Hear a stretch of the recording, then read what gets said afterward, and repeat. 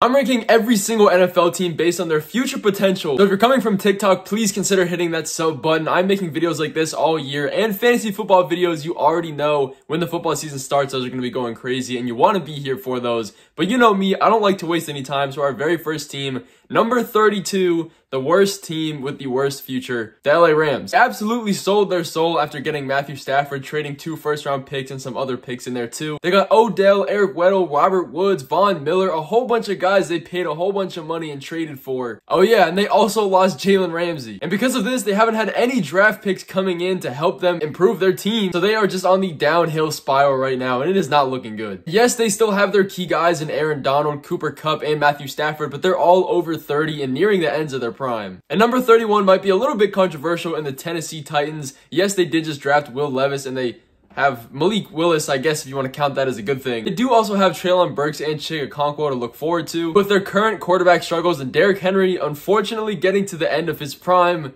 things are not looking good and time is running out for their potential. But number 30 simply has to be the Broncos because of what they gave up for Russell Wilson. I mean, they traded everything. Now, they do have some potential on their roster in Patrick Surtain, Jerry Jeudy, and Javonte Williams. But if Russ can't cook and continues to suck, this isn't going to mean anything. At number 29, I have the New Orleans Saints. They are dealing with a huge amount of cap space trouble. Not to mention Marshawn Lattimore, Alvin Kamara, and Michael Thomas all getting older and dealing with injuries. And yes, they do have Chris Olave, but a lot of their stars are getting past their prime without a real quarterback situation either. It's not really a good look. But number 28 is easily the Tampa Bay Buccaneers. They had one of the oldest teams last year and still do. But a lot of their star players are over the age of 30 years old now and are starting to near the end of their prime. They pushed all their chips into win now mode with Tom Brady. Now with him retiring and Baker Mayfield stepping in to fill that void, it really just doesn't look good. At number 27, I have the Arizona Cardinals. They have no potential on their defense. Yes, they have Budda Baker, but he might not even be there for that much longer. On top of that, their offensive line is one of the worst in the league, and Kyler Murray is dealing with injuries. The only real potential I see on this team in the coming years is their 2 first-round picks in 2024. But number 26 is the Cleveland Browns, simply because of Deshaun Watson. They gave up multiple first-round picks and strained their cap space, paying him $230 million guaranteed, and we all saw how he played this year. While they do have a decently young and good core with Donovan Peoples-Jones, Myles Garrett, Amari Cooper, Nick Chubb, if Deshaun Watson continues to struggle,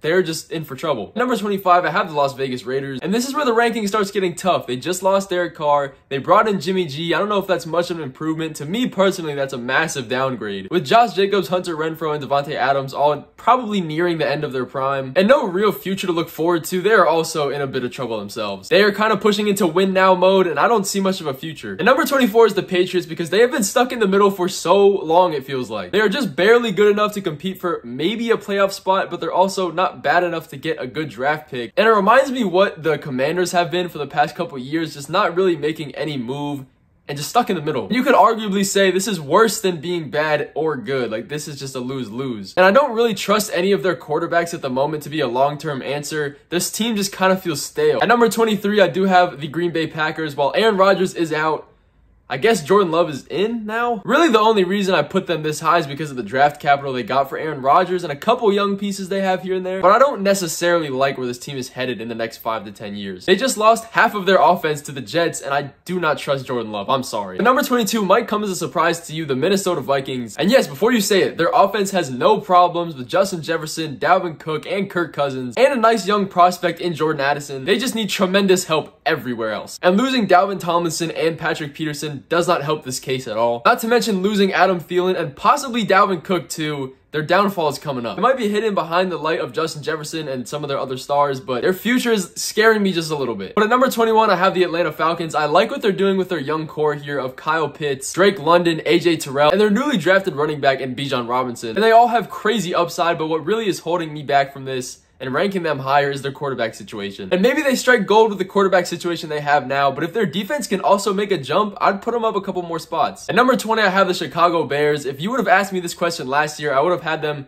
a lot lower on this list, but Justin Fields is really starting to come into his own. They've taken Justin Fields' success and ran with it, adding DJ Moore and Chase Claypool to this offense. They also drafted Darrell Wright with the 10th pick in the draft, making their offensive line just a little bit better because we know that's an issue for them. It looks like they're all steam ahead for progression and hoping to build around Justin Fields, so if he can continue to improve, I might put him up a couple more spots next year too. Number 19, a team you're probably surprised you haven't even heard of in this video yet, The Texans. Yes, they might absolutely suck now, but they do have a lot to look forward to in Will Anderson and their newly drafted quarterback CJ Stroud. Not to mention all the sneaky acquisitions they made over the offseason with Dalton Schultz, Devin Singletary, and Robert Woods, just to name a few. This team could be looking a lot better in the coming years, not to mention all the draft picks they got from the Deshaun Watson trade too. At number 18, I have the Carolina Panthers. After drafting Bryce Young, that was their clear concern and they solved that problem. Yes, they lost DJ Moore, but they also got some guys to look forward to. At number 17, I have my boys, the Washington Commanders. I have absolutely no bias in this ranking. Yes, they have been mid the past couple years, but they're finally starting to piece things together, and their biggest key to success in that is getting rid of Dan Snyder. Getting rid of Snyder already puts them a couple steps ahead of what I already would have had them at, but Sam Howell is another young piece that if he could progress right, they might have struck gold here. They also have a lot of young talent on their defense with Chase Young, Montez Sweat, their newly drafted Emmanuel Forbes, and a whole bunch of under-the-radar guys. Not to mention their core of Terry McLaurin, Jahan Dotson, and Curtis Samuel, and the running back situation in Antonio Gibson, which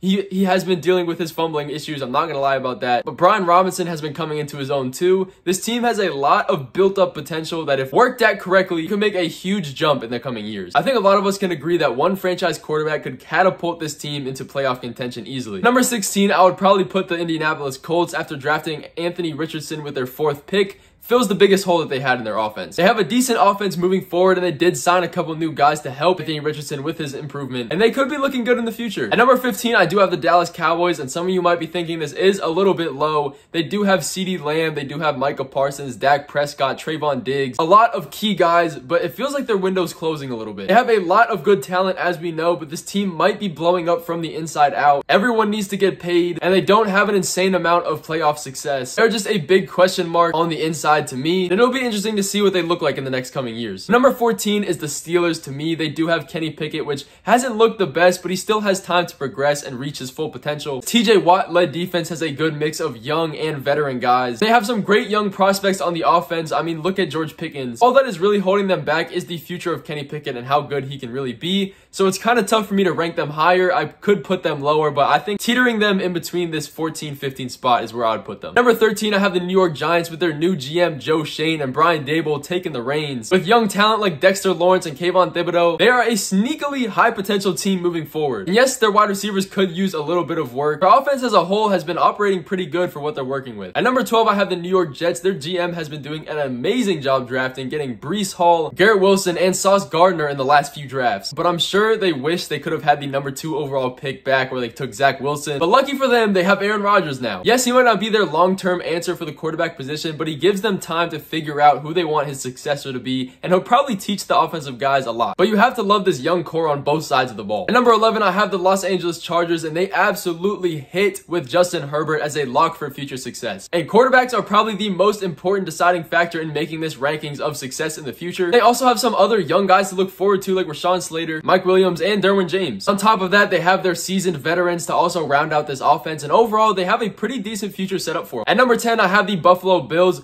Obviously, they have Josh Allen, which some may argue that he's not cut for playoff success. But to that, I say he's still in his early ages of his prime. He's better than most quarterback situations these teams have. And they have a good GM and coach that can make something happen with their older roster. At number 9, I have the Miami Dolphins. If Tua can stay healthy and play throughout the duration of his career, they have huge potential. And yes, Tyreek Hill might be retiring from football after his contract ends, but that's not something to worry about this second. And this team has a lot of young talent in Bradley Chubb, Jerome Baker, and Jalen Waddle, and Javon Holland. And at number 8, surprisingly to some people, I have the Baltimore Ravens. Lamar Jackson officially tied down now. That's one less uncertainty they have to worry about. I also have a plethora of young upcoming guys like J.K. Dobbins, Kyle Hamilton, Roquan Smith, Marcus Williams, and Marlon Humphrey, just to name a few. If these guys can all stay healthy, especially Lamar Jackson, expect some playoff runs coming soon. Moving into number 7, and honestly I could put them higher, is the Seattle Seahawks. It is crazy to think that they could have gotten this much better after trading away Russell Wilson. But with all the draft picks they got from that trade and Geno Smith turning into what Russell Wilson was supposed to be, this team has as bright of a future as anybody. Their GM struck gold with their 2022 draft, drafting Charles Cross, Kenneth Walker, Abraham Lucas, and Tariq Woolen. It really doesn't get much better than that. but it did. A year later, they drafted Devin Witherspoon, JSN, and Derek Hall. I mean, talk about young talent abundance. Add in Quandre Diggs, Tyler Lockett, DK Metcalf. I mean, this team has an unhealthy amount of potential. It'll definitely be fun to watch. At number 6, I have the Detroit Lions. It turns out trading Matt Stafford is exactly what they needed. They got 2 first-round picks from that trade that turned into Jameson Williams and this year Jahmyr Gibbs. So talk about a steal. On top of the young talent they got from the draft, they still have a young core with David Montgomery, Marvin Jones, and Amon-Ra St. Brown. But at number 5, I have the Kansas City Chiefs. Any team with Patrick Mahomes is probably going to be a top 5 team. Him alone already skyrockets a team's future potential, and he's only 27 years old. Not to mention Andy Reid is calling the plays. Not to mention their young core of Isaiah Pacheco and Sky Moore, including their newest acquisitions of Richie James and Kadarius Toney. And also you can't forget about some defensive guys like L'Jarius Sneed and Willie Gay too. But surprisingly, number 4 to me is the Jacksonville Jaguars. They have done an amazing job building around Trevor Lawrence, having guys like Zay Jones, Christian Kirk, and Travis Etienne, the promising defense of Josh Allen, Trayvon Walker, Tyson Campbell, and a bunch of other guys I'm not even naming. If Trevor Lawrence can keep improving, they have a lot to look forward to. Now moving into the top 3, number 3 with the most potential moving into the future is the 49ers. And they have no shortage of talent on this team. Let me just read to you a few of these names. Trent Williams, CMC, George Kittle, Nick Bosa, Brandon Ayuk, Fred Warner, Deebo Samuel, Eric Armstead, and probably even more that I don't even have on this list. Once they figure out what they want to do with their quarterback situation, which honestly